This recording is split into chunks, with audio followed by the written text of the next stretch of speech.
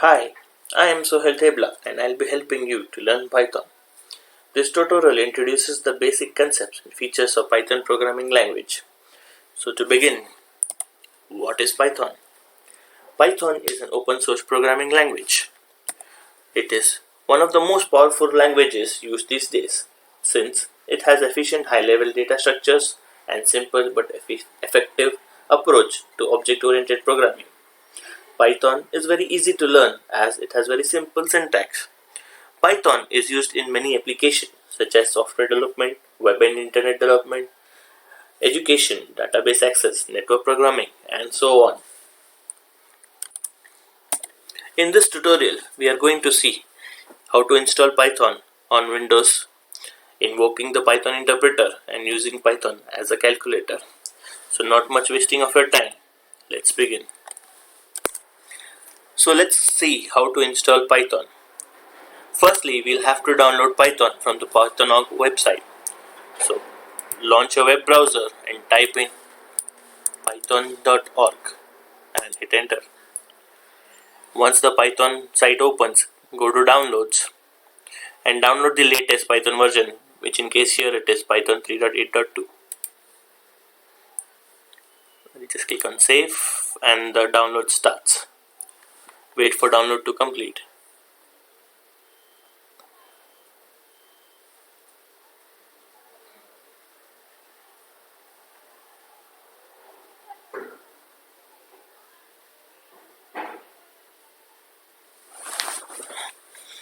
Once your download is complete, launch the installer and pop-up will open. Before installing, make sure that you enable the checkbox Add Python Py and click on install now. The installation will take few seconds. So it's about to get over.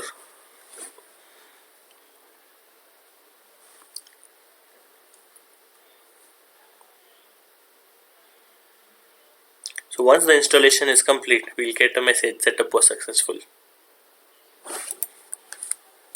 So we have successfully installed Python. Now let's see how the Python interpreter looks like. To launch the Python interpreter, go to start and type in cmd and click enter.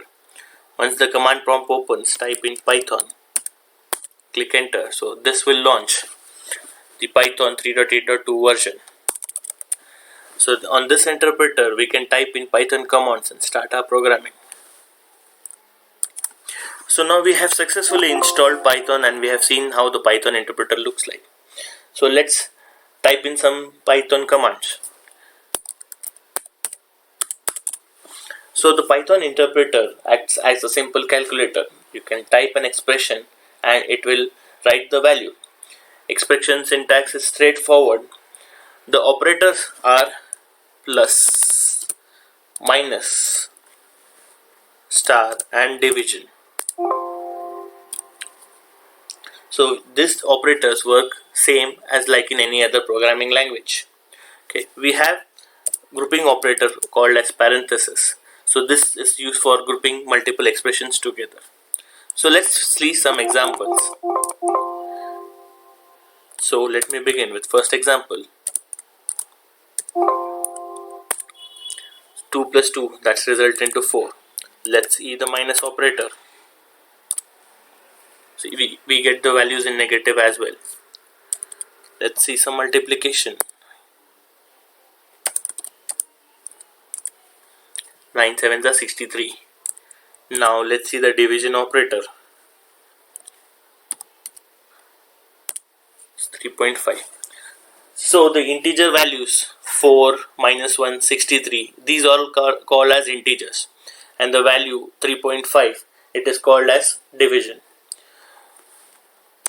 So one thing you have to remember here in Python is the division always returns the floating value, and it is the result this is the quotient value. Now if you want, so suppose if you don't want the floating division operation, we have an option called as double forward slash. This is going to remove the floating part of the result. Now let's see the same example. Now we got just 3, which is now considered an integer instead of floating number. Now moving on to the next operator, that is double star. What does this do? This is used for nothing but getting the square of a number. So let's see with an example. So square of 5 is 25. Now we can have any square, number of any squares. So let's square 7 times 2 is 128. We have another operator called as equal to. This operator is used to assign value to a variable. Afterwards, no result is displayed before the next interaction. So let's see an example. So I'm creating a variable named width, and I'm assigning a value 7 to it. So let's print width. So you can see the result as 7. So it is nothing but we are assigning 7 to value width. I'll assign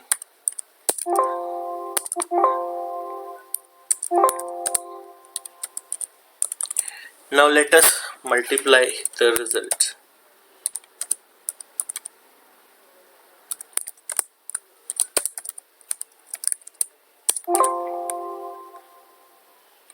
So you see an error coming out. Name height is not defined. So we have not defined the value height.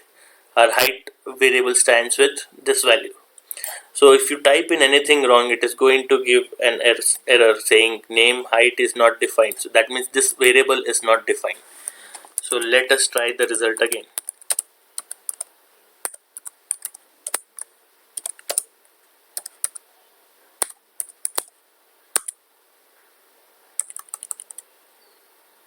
So now another value. So something is missing out here. You see result and width. So I am missing an equal to operand here. So this syntax, this is one more syntax error that has been encountered.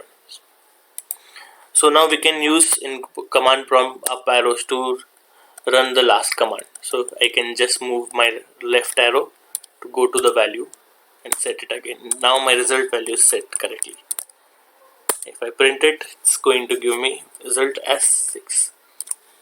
So far we have seen majoritarily with integer values. Apart from integer, there is full support for floating operators also. I can have 3.75. So I'll get result as 15. So there is full function as the operations which are available for integers are also applicable for floating numbers. We have one more operator called as underscore. So what this underscore does is it will save the last printed expression. So let's take an example.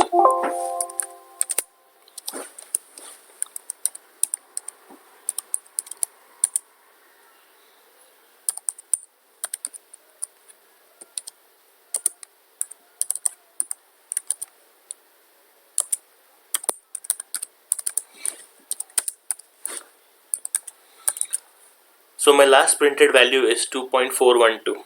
So let's use this. So this can be used by making use of underscore. So you can see my price plus this value is a result into this is going to store the last value. So guys, thank you for watching video. Please leave your comment in the comment section and wait for the next tutorial. Thank you.